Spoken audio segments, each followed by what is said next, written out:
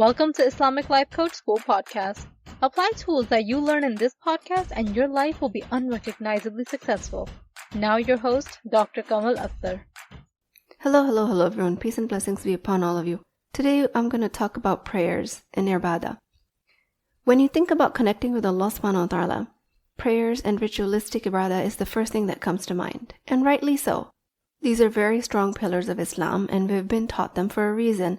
They anchor us in our faith. But what I want to bring your attention to today is something beautiful that I realized. That's all of the worship is not confined to the obligatory prayers on the mat or a moment of dhikr. It is far more expansive.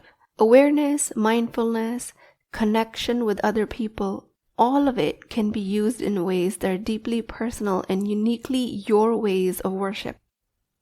And I want to emphasize this point because for Muslim women, it is especially important to recognize these alternative ways of ibadah. When there's an overemphasis on obligatory prayers, and like I said, it's for good reason. Fard prayers, obligatory prayers, you're sinful if you don't perform them, and they have a time and a place. And I'm not questioning their importance. What I'm trying to tell you is there's a lot more beyond the structured and the disciplined. A woman's spirituality very often is relational. It's flowing, it's flexible, it's intertwined with the rhythms of daily life. But many of us have internalized the belief that if my worship doesn't exactly look like somebody else's at the mosque, especially the imams, or it doesn't exactly mirror the traditional model, it's somehow less valid. And it couldn't be further from the truth, especially as evident in our faith.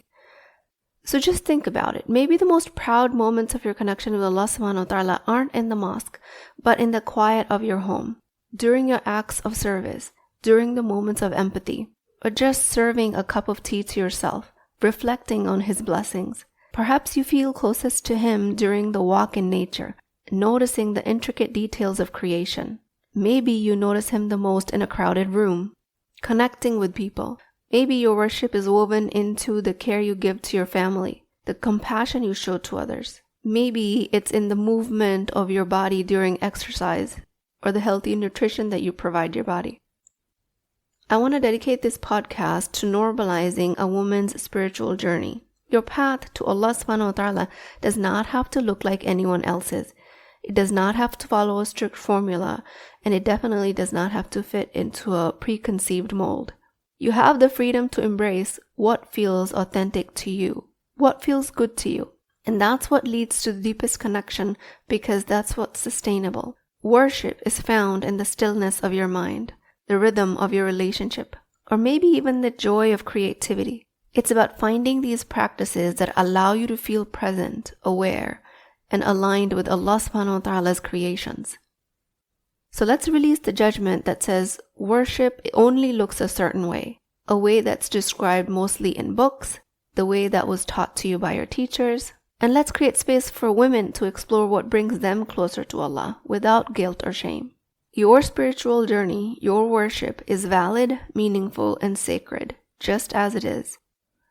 So it starts with a non-judgmental self-acceptance. That's absolutely foundational. You cannot fully connect to Allah SWT if you're caught in the cycle of guilt and self-criticism. Because when you judge yourself harshly for feeling the way you do, you build a wall between your heart and your awareness, between your body and your mind. And this is kind of like trying to see clearly through a fogged window. True awareness, the kind that allows you to connect deeply with Allah through your body, begins with the courage to accept yourself exactly as you are, flaws and all, but also knowing that not any flaw is inherent. Your worth as a soul that was created pure by Allah SWT is 100%. Your worth is 100% intact at all times. Non-judgmental self-acceptance means giving yourself permission to feel without labeling feelings bad or wrong. It means resisting the urge to turn every shortcoming into a weapon against yourself. So it's very easy for women to imagine this on a friend. If you imagine a friend coming to you for comfort and she's burdened with guilt or shame, would you pile on more criticism on her? Or would you gently remind her of their worth and encourage them to move forward with love? That's how you need to treat yourself. Once you start accepting your shortcomings with non-judgmental self-acceptance, then connecting with Allah becomes very easy. and it no longer requires hours of uninterrupted time. Even though if you have that time and you dedicate it to remembrance of Allah, that is even superior. A long stretch of time or small intentional moments, either time of stillness, can and will create profound shifts. So while we're celebrating your unique path to connection, it's very much about discovery. What works for you? What could it possibly look like for you? It does not have to look like what anyone around you is doing. Just think about what draws you closer to Allah. For some, it might be the rhythm of a very structured prayer, while for others, it could be something entirely different, like keeping a gratitude journal, or connecting with friends deeply, or throwing a party. Let me share a story about somebody recently I coached who was a revert. She avoided going to the mosque because she feared judgment of others. She didn't know how to pray, and she was afraid that people would notice.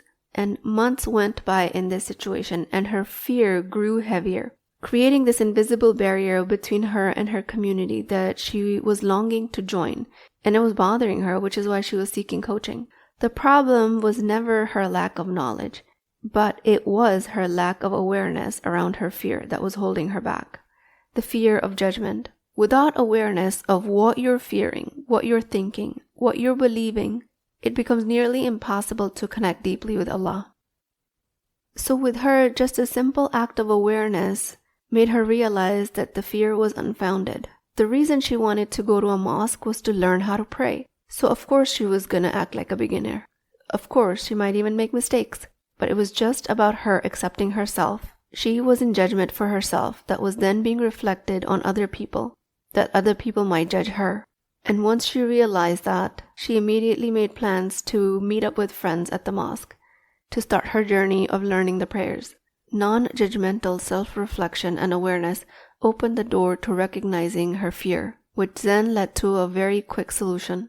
And in her case, her mode of connecting with Allah was the first step of learning how to pray. For you, it might be moments of quiet, stillness, movement, creativity. Maybe it's through art, maybe it's through writing. If you elevate your intention with awareness prior to any act, it can be converted to an act of worship. Worship does not always have to feel like a struggle. It can be created into something that flows naturally into your life, something that's comforting, warm, open, and inviting. Your unique path to Allah SWT is valid, and it's worth exploring. The more you make worship relatable to your life, the more meaningful it will become. If you work to come out of the conditioning that has led you to believe that if your worship doesn't mirror exactly what you've seen others do, then it might not be as important. Prioritize the perfect recitation of the Quran. Prioritize perfecting your salah. But also don't undermine your deeply introspective moments. Don't judge them as being less, or that you must always be doing more, or that you're doing something wrong. Because that's going to become an exhausting battle. That's going to become a disheartening narrative that will keep you from truly embracing your connection with Allah SWT. The reason you might be undermining your particular acts of ibadah, your particular acts of prayer, is that you were never taught to trust your own judgment. From a young age, a girl is very likely guided to follow what's commonly accepted, to look at others and mimic the behaviors. And yes, guidance is valuable in a lot of ways.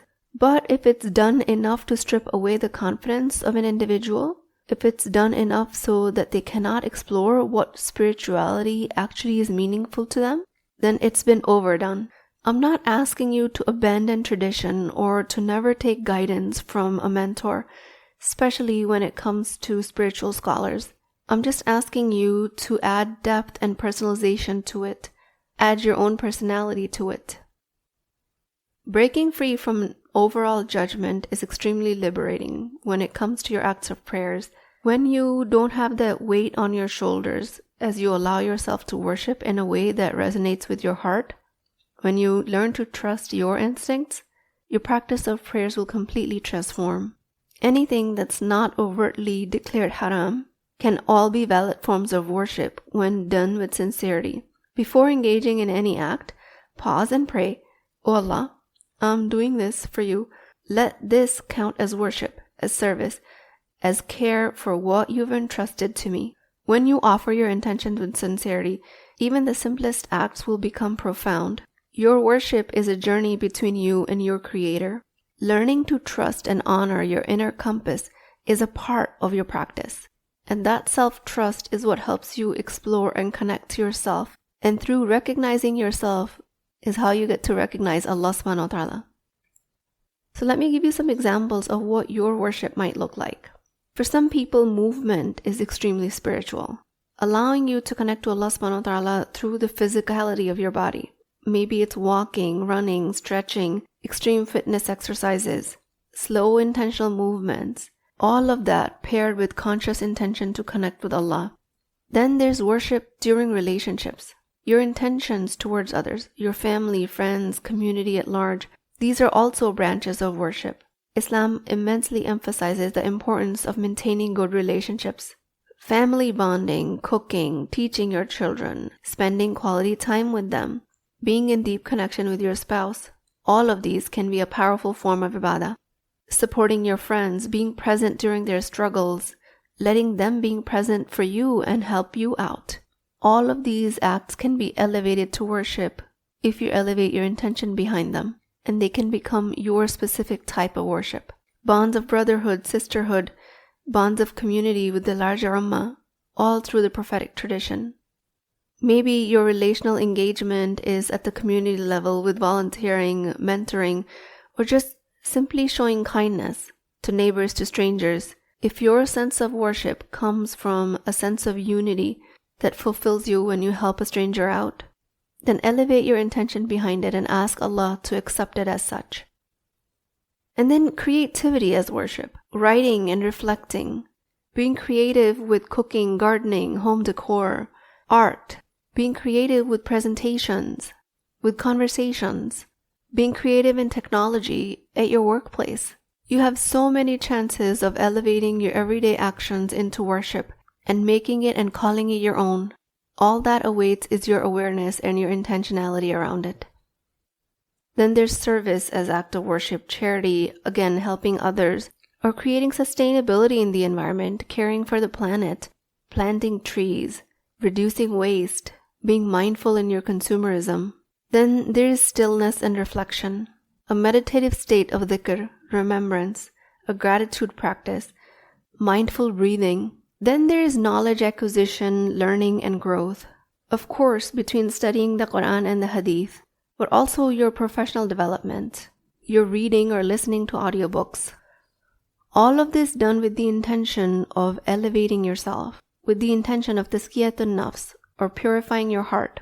Anything you do with the highest intention in the name of Allah will become your unique practice of worship. A very simple intention that I usually go to is that, oh Allah, make this act for you, purify my intentions, and that I'm doing this for you, and to bring my heart closer to you. All of these seemingly diverting types of worship, it shows you that spirituality is not confined to just specific rituals. Although rituals are important, but it's possible that your spirituality will flourish a different way. Embrace these practices and watch how they transform not only your connection with Allah, but your connection with yourself and the world around you. And then persistently trust your practice, because it's very easy to fall into the trap of comparison. You look around and you see others praying more, reciting longer surahs, and attending all of the events at the mosque. And you wonder, am I doing this wrong? Am I doing enough? If your comparison is helping elevate you, then keep those thoughts. But if you're using that as a self-badgering device, then comparison is not helping you. The constant effort to measure up has a risk of leaving you with feelings of inadequacy. And inadequacy does not create a closer connection to Allah SWT. Your relationship with Allah is deeply personal. Your job is learn to trust your practice. And trusting your practice means acknowledging that your path to Allah looks exactly like the way you're doing it. Maybe your connection right now does not involve long hours of prayers or perfectly memorized recitations, and that might be okay. Allow yourself that. Your worship is about sincerity. We aim for perfection, but we might never be able to reach it. This self-trust, this trusting your practice, very much means letting go of need of validation from others. Nobody knows the reality of sincerity or struggles in your heart except for Allah SWT. So why look anywhere else for validation? The goal of worship, at its heart, the main reason of ibadah, is not about ticking boxes. It's about honoring the sacred, the process of cleansing your soul and remembering the divine in the purest form, as the ultimate creator, as the ultimate sustainer. Life by its very nature on this earth is messy. There's stress, distractions, and all of these worldly concerns that pile up like grime on a window, clouding your perspective and dimming your spiritual clarity.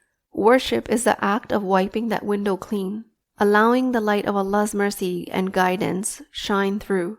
You're allowed to approach worship and think of it as a form of spiritual rejuvenation, as an opportunity to pause, breathe, reconnect, starting with reconnecting with the essence of who you are as a servant of Allah SWT, created with purpose and with dignity. Worship is meant to soften your heart. It's not to be used to leave you feeling inadequate. Worship is supposed to help preserve your wellness, your mental, emotional, and physical well-being. And if at any point it stops doing that, you need to redirect your efforts into a worship that can sustain all of that.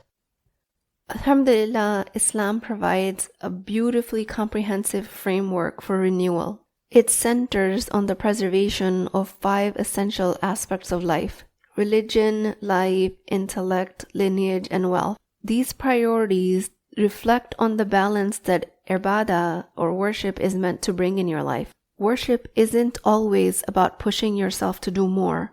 Sometimes it's about slowing down and reflecting, what can I do better? Sometimes it's about quality over quantity. Worship is about finding practices that rejuvenate you, cleaning the clutter from your heart and mind, so you can live with intention and purpose. And that can be through any of the methods that I mentioned and the many others that I haven't mentioned. The invitation here is for you to get back to the essence of who you are and to recognize the essence of the one who created you. With that, I pray to Allah SWT, O Allah, the most merciful and the most loving, I come to you with an open heart, seeking closeness and clarity. Help me cleanse the clutter of my mind and soften the hardness of my heart. Guide me to worship you in ways that bring peace to my soul. Accept my worship in all of your mercy. Grant me the wisdom to trust my journey. Allow me to embrace the practices that draw me near to you. Help me let go of comparison and judgment. O Allah, let my worship be a source of strength and renewal. Help me live with intention and purpose. Allow my heart to feel your nearness in all acts of ibadah. Ameen Ya Rabbul Alameen. Please keep me in your du'as. I will talk to you guys next time. If you're interested in getting coached by me, I'm offering a very affordable opportunity to do that with Wisdom Wednesdays. This is not a course, not a lecture. This is an opportunity for live coaching, real change with Islamic adab and etiquette. You do not need more information. You actually need a space to create change. At $19.99 a month, which is a price of takeout dinner, you as a Muslim woman will create confidence, intimacy, and connection without shame or fear of judgment, because your privacy is my highest priority. So join at www.islamiclifecoachschool.com, resources, Wisdom Wednesdays. I'll see you inside, inshallah.